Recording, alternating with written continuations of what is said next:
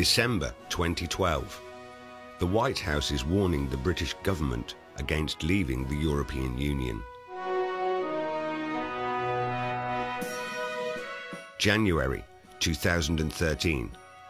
President: the US values a strong UK in a strong European Union. With respect, Mr. President, do you know what you are asking? My country, the United Kingdom of Great Britain and Northern Ireland, is about to lose its sovereignty. It's now controlled not by an occupying army, but by an undemocratic bureaucracy established to eliminate independent European nation-states. Incredible as it may sound, over the past half-century, British politicians have given away control of Britain to a collection of unelected, unaccountable, and in large part unknown foreign bureaucrats who meet in secret and create laws which must be obeyed. Westminster, the mother of parliaments, is increasingly meaningless. Almost all power has been drained away to be replaced by a Brussels-based oligarchy. The British people are now within a heartbeat of losing their freedom, their way of life, their national identity, their currency, their right to self-government, and their nation. The very fabric of Britain is being dismembered, its uniqueness destroyed. And all this has happened without either the consent or the knowledge of the people themselves. You don't believe me? Watch and discover how democratic Britain has been deconstructed.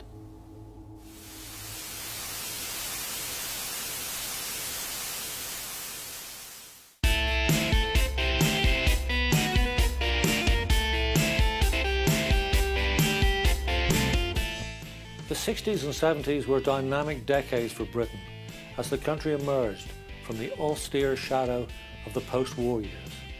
There was an energetic optimism in the land, a sense that anything was possible. But there was also discontent, a winter of discontent in the early 1970s, as trade unions flexed their muscles and took on the government, resulting in demonstrations, strikes, power cuts, and a 3-day working week. Britain was described as the sick man of Europe. Something had to be done. Very few, however, were aware of what was being planned. In 1957, 6 continental countries, Belgium, France, Germany, Italy, Luxembourg, and the Netherlands, signed the Treaty of Rome and agreed to form the European Economic Community, erroneously referred to in Britain as the Common Market. Government papers of the time, now released, show that even as early as the late 50s, Prime Minister Macmillan and his colleagues knew the true nature of this common market and that it was designed to create a federal European state based on not just economic union, but also political union. The British Foreign Office had been briefed as early as 1957 that the aim of the 6 signatories was to achieve tighter European integration through the creation of European institutions with supranational powers beginning in the economic field. In 1960, the head of the UK delegation to the EU Commission in Brussels reported that the aim of the community was not merely harmonisation, but the unification of policies in every field of the economic union. And then this telling statement: that this was not just pie in the sky needed to be made clear to the politicians. But British politicians already knew. They secretly decided that Britain must be part of this venture, although its true nature was to be kept from the British people and presented as nothing more than a trading arrangement. And so commenced a half-century of lies and deception, during which British politicians of all 3 major political parties conspired with civil servants and the media to distract and deceive the public whilst they secretly dismantled the nation that is Britain. The long nightmare had begun.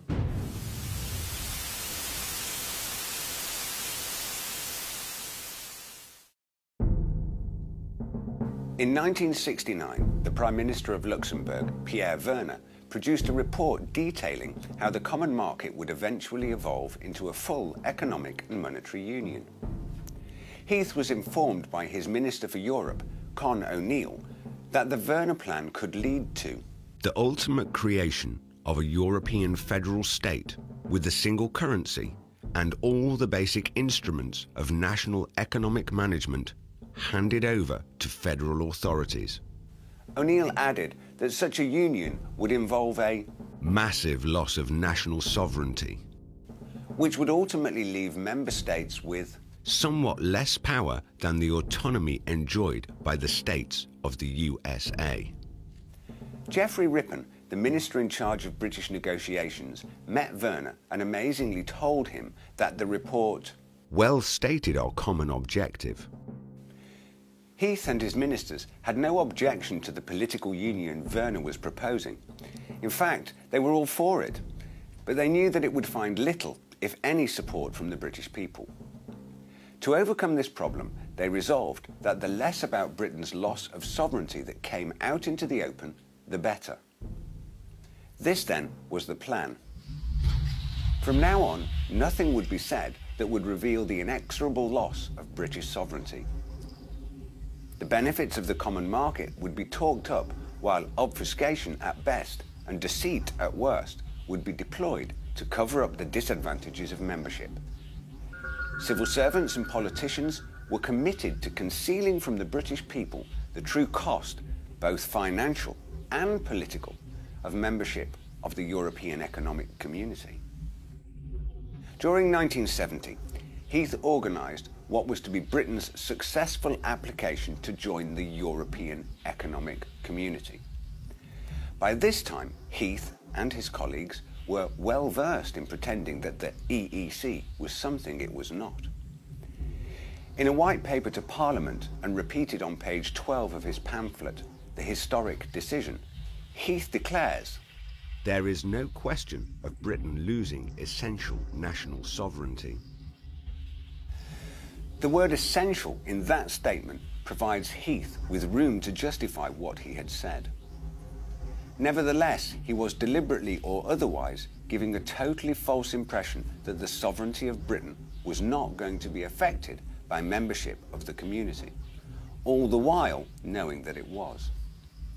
It's difficult even after 40 years to come to terms with the misleading dishonesty of that statement, especially when one considers the content of the 1971 Foreign and Commonwealth Office document FCO 30/1048.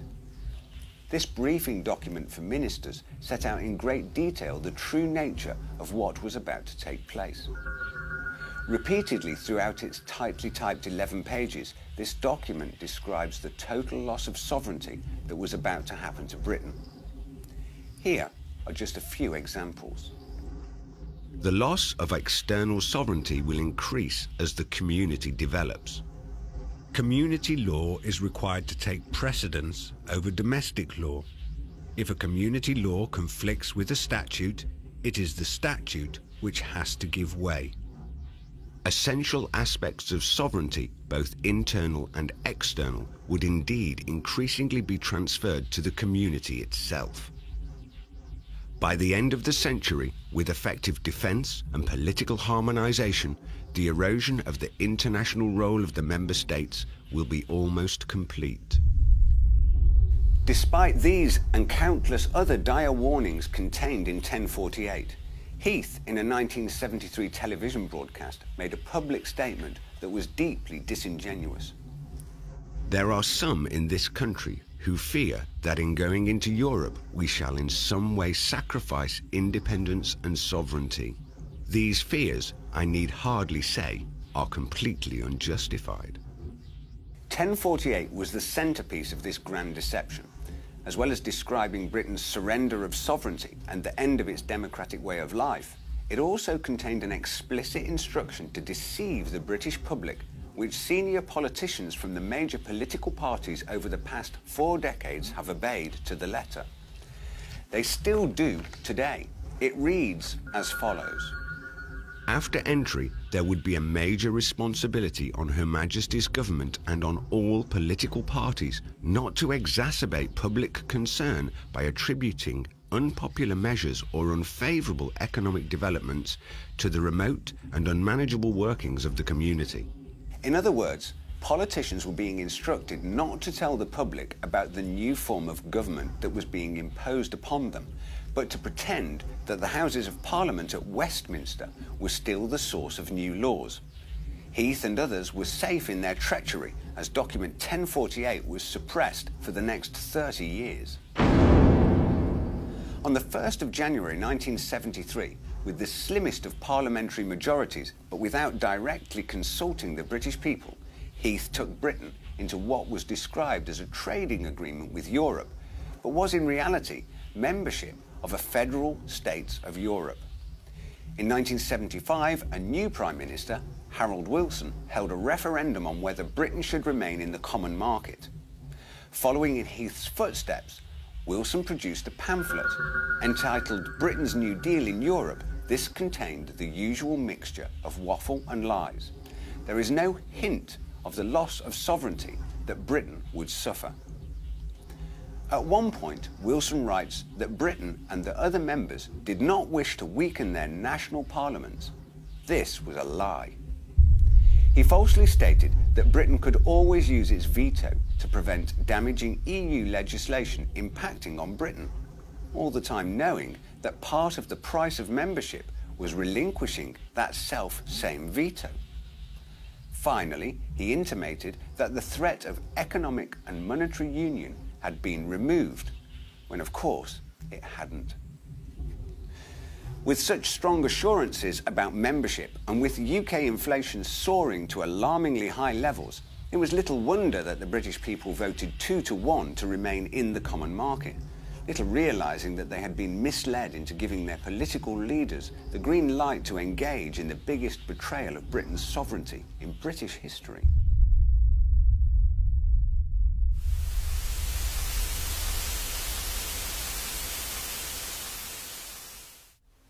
From 1973 and for the next 40 years, 6 treaties sucked the life out of Britain, whilst British politicians assured the public that it wasn't happening. This is how it was done. From the 1st of January 1973, the date it joined the common market, Britain became subject to the Treaty of Rome.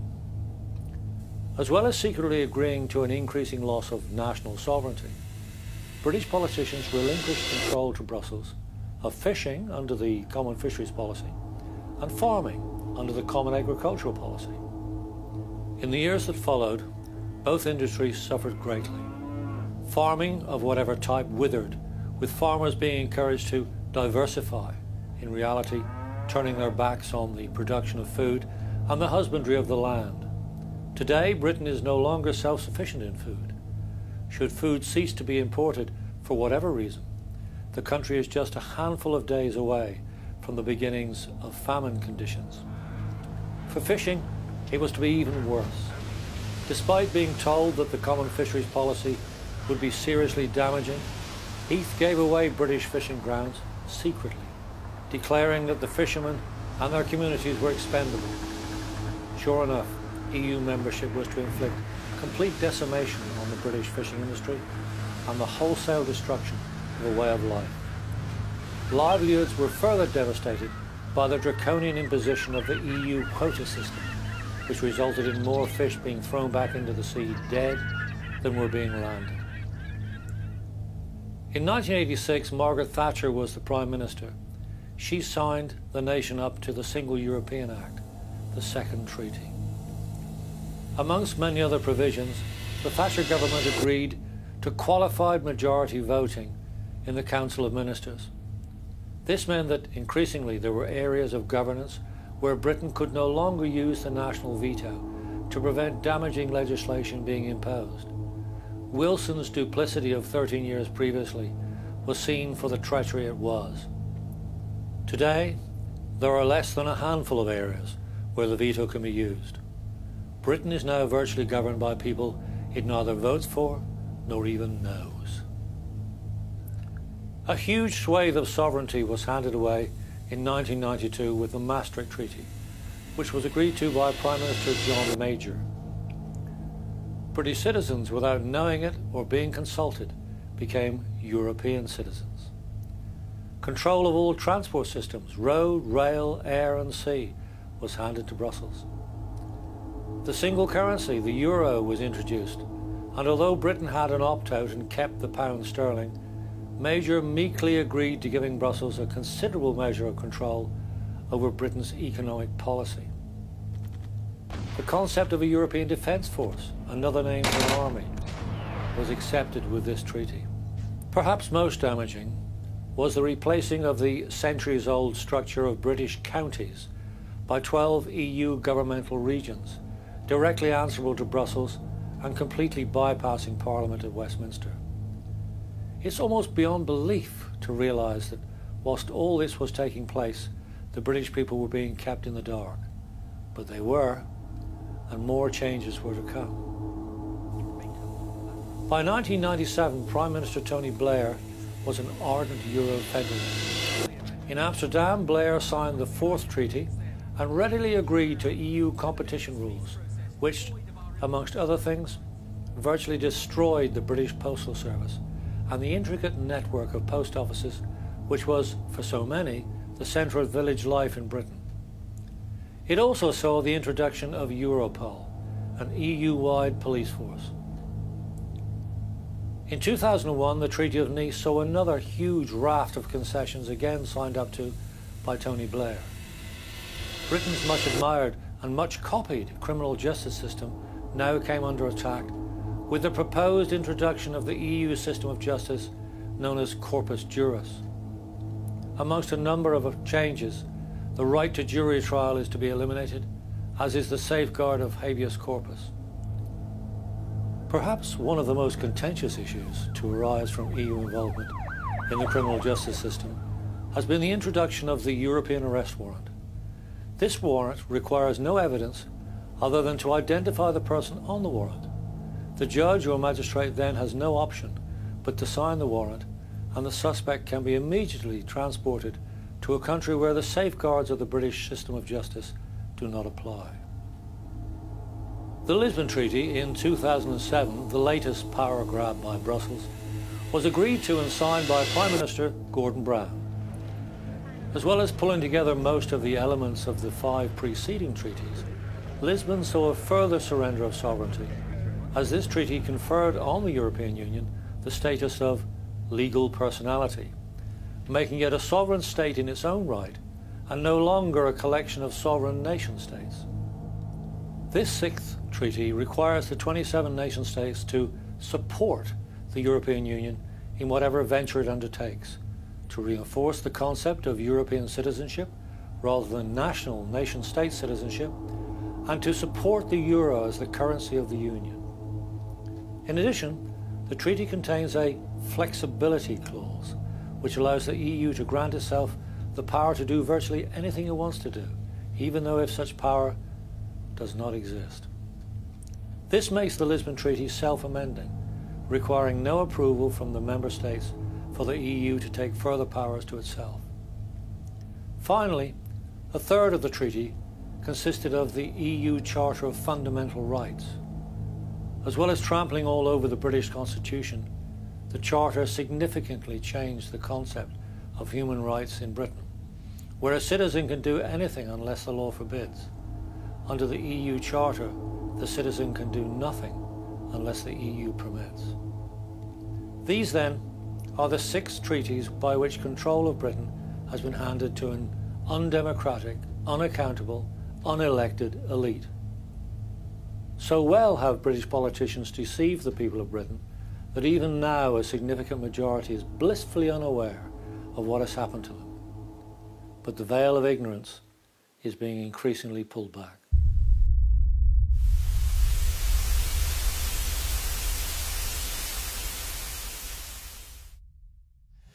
Having stripped 27 national governments, including Britain, of virtually all power, the EU has set about controlling us.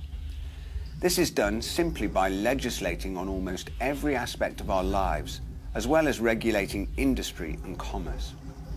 As a result, a huge library of laws, directives and regulations has built up, all of which must be complied with.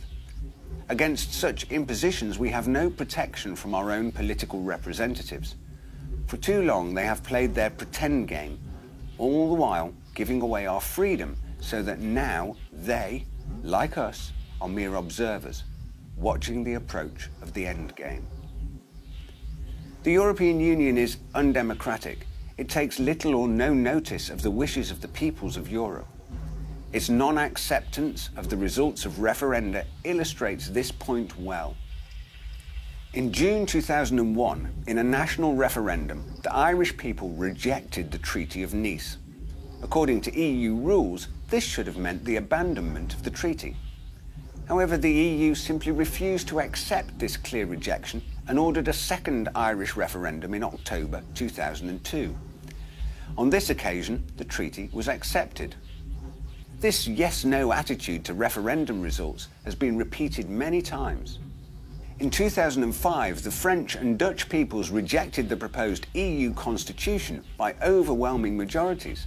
6 countries, including Britain, were then due to hold referenda on the constitution, but were told that in view of the French and Dutch results, there was no need, as the constitution was dead in the water, kicked into the long grass, and would not reappear.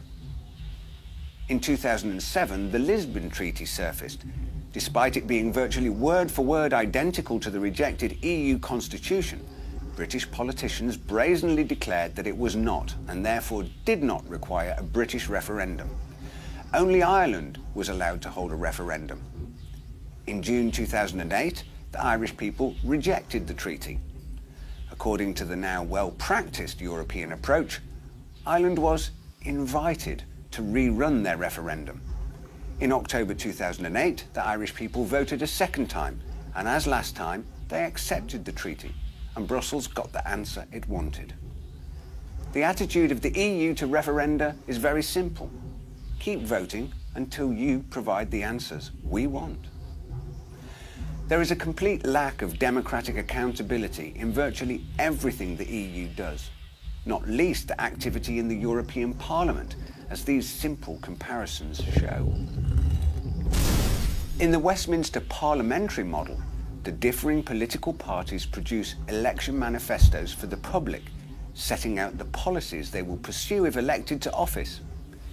In the EU model, no such manifestos exist, as MEPs do not create legislation. That is the role of the appointed, note not elected, Commission. At the opening of Parliament in Britain, there is the Queen's speech outlining forthcoming legislation. In Brussels, no such advanced notice is given. In Britain, there is a loyal opposition which opposes, examines and challenges the government. No such opposition exists in Brussels, as the EU is a one-party federal state. In Westminster, legislation is created, formed and approved by MPs. In the EU model, it is the unelected, self-appointed Commission which creates and formulates legislation. Members of Parliament in Britain are voted into and indeed out of office by the electorate. In the EU Parliament, although the MEPs are voted into office, the real decision makers, the 27 members of the EU Commission, are appointed into office and cannot be dismissed by the electorate. Under the British Constitution, no Parliament may bind its successor. All EU treaties and subsequent legislation are established in perpetuity.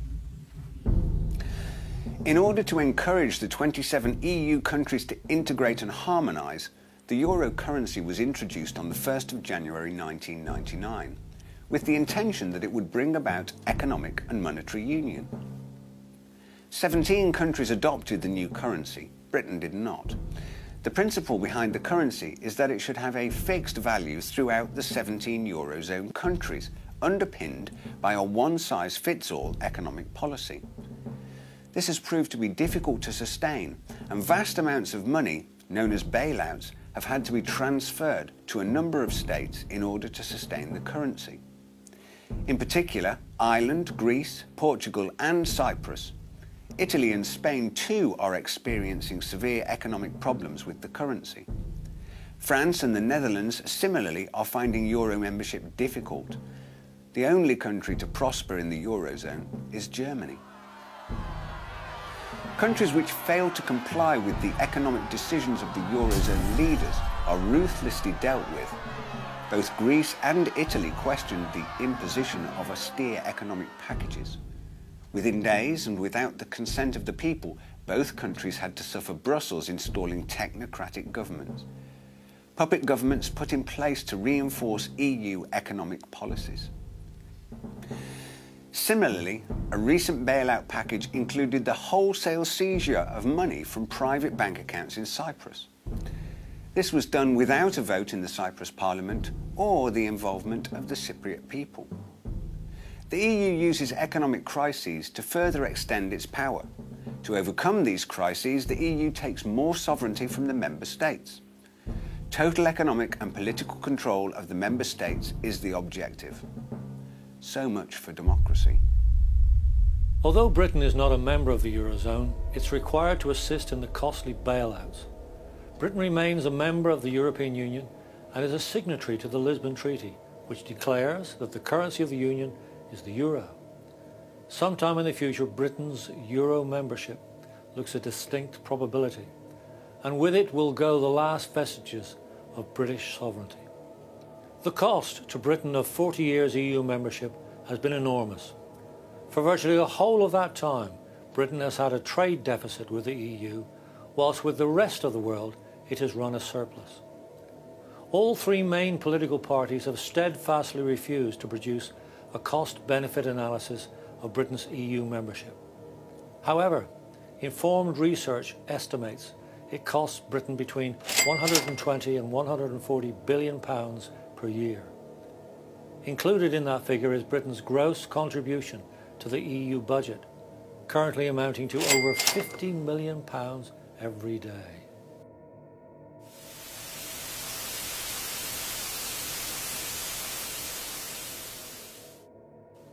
Today, the trading agreement we were told we were signed up to back in the 1970s has become a federal state with a parliament, an executive, the Commission, a civil service, a federal police force, a federal prosecutor, a criminal justice system, a currency, a Supreme Court, a flag, an anthem, a president, lawmaking powers, a fledgling armed force, a diplomatic agency.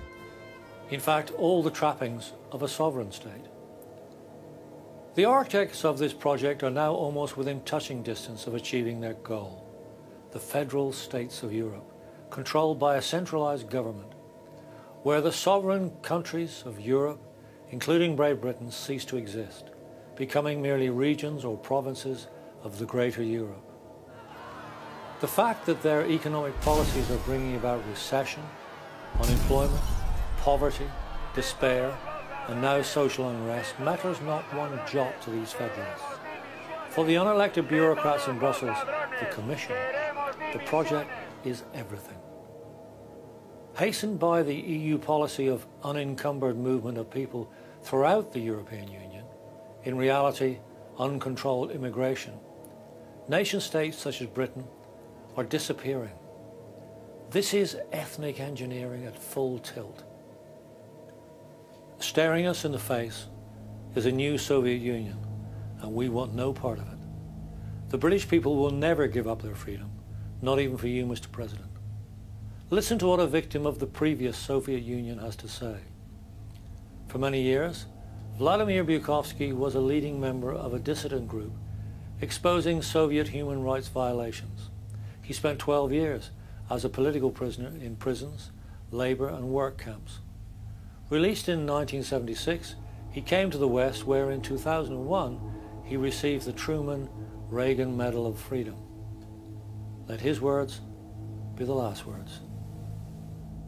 In the Soviet Union, they told us we needed a federal state to avoid war.